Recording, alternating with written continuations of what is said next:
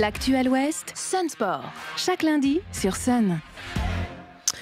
Un Sun Sport consacré ce midi à la guerre en Ukraine et à son impact sur le monde du sport. Le début des combats fin février a immédiatement entraîné une série de réactions et de décisions des instances sportives internationales. Pour quel impact, quelle est la portée de ces décisions? Décryptage avec notre invité, historien du sport, maître de conférence à l'Université de Nantes. Bonjour Sylvain Dufraisse. Bonjour.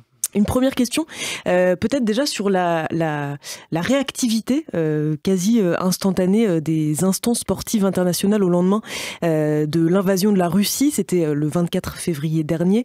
Dès le vendredi, par exemple, le CIO, le Comité international olympique, exhorte les fédérations sportives internationales à décaler ou annuler tout événement prévu en Russie. L'UEFA, l'instance du football européen, le même jour reprogramme la finale de la Ligue des Champions à Paris alors qu'elle devait se tenir en Russie. La Fédération internationale de ski annule une épreuve russe, même chose pour le Grand Prix de Russie, annulé lui aussi.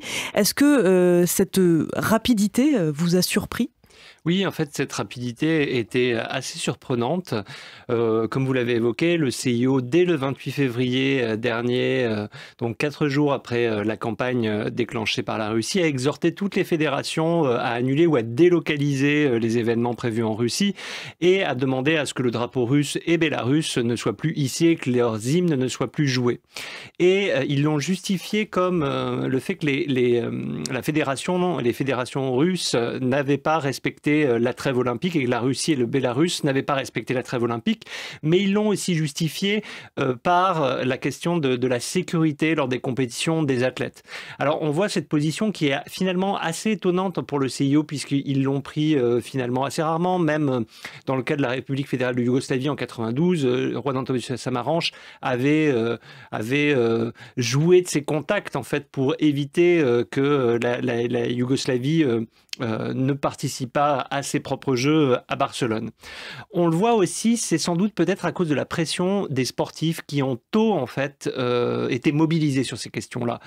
Que ce soit ceux qui ont refusé de prendre part à des compétitions en Russie, on pense à Sébastien Vettel qui a été un des premiers à s'exprimer, qui a refusé de prendre part le pilote de Formule 1 et qui a refusé de prendre part au Grand Prix de Sochi. Mais on voit aussi d'autres équipes comme l'équipe de football polonaise, suédoise, comme également Tony Parker ou l'équipe de volleyball française qui ont refusé d'aller jouer le mondial en Russie.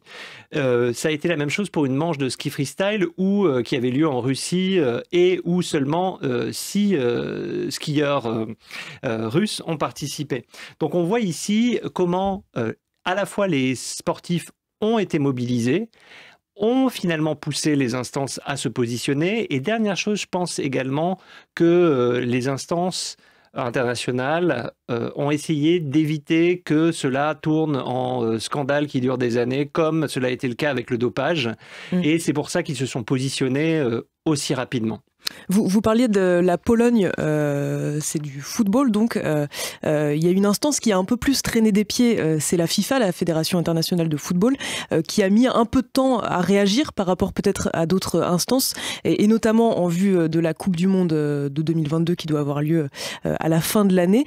Là aussi, on voit que peut-être le fait que des équipes se mobilisent et disent qu'elles boycotteraient potentiellement cette Coupe du Monde si la Russie y participait, là aussi, ça a joué et ça a pu influer sur cette décision de la FIFA. Oui, complètement. En fait, là, on voit comment les prises de parole des équipes polonaises, par exemple, l'équipe tchèque a pu pousser en fait l'UEFA puis aussi la FIFA à prendre ces décisions. On voit en fait 4 types de réactions principaux des fédérations internationales. D'abord, des modifications de lieu de compétition, comme vous l'avez évoqué pour la finale de la Ligue des Champions. L'exclusion également des Russes et des Bélarusses des compétitions. Ça a été le cas par exemple de l'IAAF, de la fédération de rugby, de la fédération internationale de patinage, ce qui est étonnant parce que pour ces deux sports, les Russes font partie des athlètes qui font le show et qui apportent du spectacle sportif, mais également pour l'UCI qui a exclu l'équipe professionnelle Gazprom des compétitions du cyclisme, également des compétitions. On voit aussi des fédérations nationales qui, elles, ont interdit aux athlètes russes de participer, par exemple, à la Fédération française de voile ou la Fédération norvégienne de biathlon. Et on voit aussi que certaines équipes ont quitté les ligues professionnelles russes. C'est en hockey sur glace, par exemple, l'équipe des Jokerit d'Helsinki ou du Dynamo de Riga, en basket, l'équipe du Kalev de Tallinn. Ces ligues professionnelles russes, elles avaient commencé à attirer des équipes des voisins qui venaient jouer parce que le championnat était quand même de niveau. Et ces équipes ont commencé à partir. Enfin, il y a également des dénonciations des contrats de sponsoring, comme Gazprom pour l'UEFA, et des dirigeants qui ont été mis au banc des fédérations internationales. On pense à Rothenberg, dans la Fédération internationale de judo. Rothenberg, c'est un proche de Vladimir Poutine. Et Vladimir Poutine et aussi les Russes ont perdu leurs titres honorifiques sportifs, que ce soit les titres décernés par le CIO ou des titres par d'autres fédérations. Alors, on en vient toujours à cette même question. Au final, toute une myriade de décisions. Avec quel impact, au-delà du symbole que ça représente ? L'impact, pour moi, est en fait de toucher les Russes et de montrer à la population russe quels peuvent être les effets en fait de cette intervention, de cette invasion de l'Ukraine.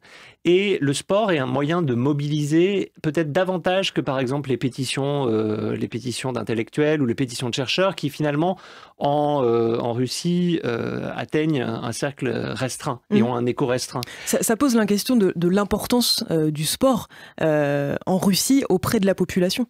Oui, ça, et aussi les canaux aussi, parce que beaucoup de sportifs ont des réseaux sociaux dans lesquels ils ont pu aussi prendre position contre la guerre. On pense par exemple à Daniil Medvedev, le tennisman, ou au hockeyeur Alexandre Ovechkin.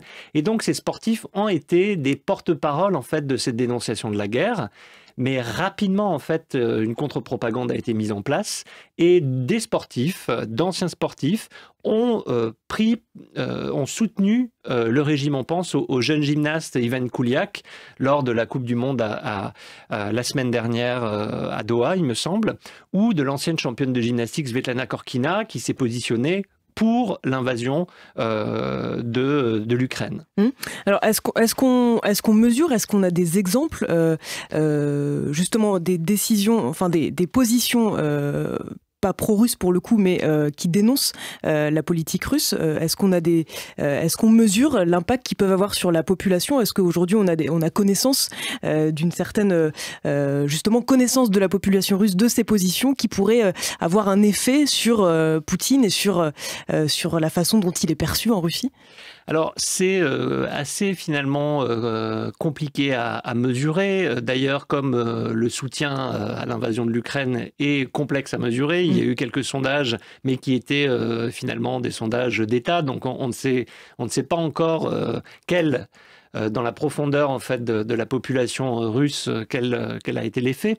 En tout cas, en ce qui concerne le sport, on peut déceler quand même une réaction à la fois chez les dirigeants, par exemple des dirigeants qui ont dit que de toute manière ils n'avaient pas besoin du sport international, que par exemple en patinage artistique le championnat de Russie valait le championnat du monde, et aussi d'autres réactions comme Irina Viner, la papesse de la gymnastique rythmique en Russie, qui elle a dit que de toute manière ces championnes pourraient continuer à participer aux Jeux asiatiques, voire à prendre d'autres nationalités pour pouvoir concourir au championnat du monde. Donc ça, on le voit chez les dirigeants. Dans la population russe, ça peut être vécu comme une forme d'incompréhension. Pourquoi les instances sportives nous sanctionnent-elles alors que le sport devrait être apolitique et que le sport, ce n'est pas de la politique? Ça va être le terme qui va être repris à la fois par les dirigeants et par la population russe. En particulier, par exemple, sur le cas des Jeux handisport, des Jeux paralympiques, où là, et ça a pu être perçu comme une forme de vexation par rapport à ces sportifs qui se consacrent corps et âme à leur pratique. Merci beaucoup Sylvain Dufraisse pour ces éclaircissements. Sun Sport en replay et en vidéo sur mysun et le sonunique.com.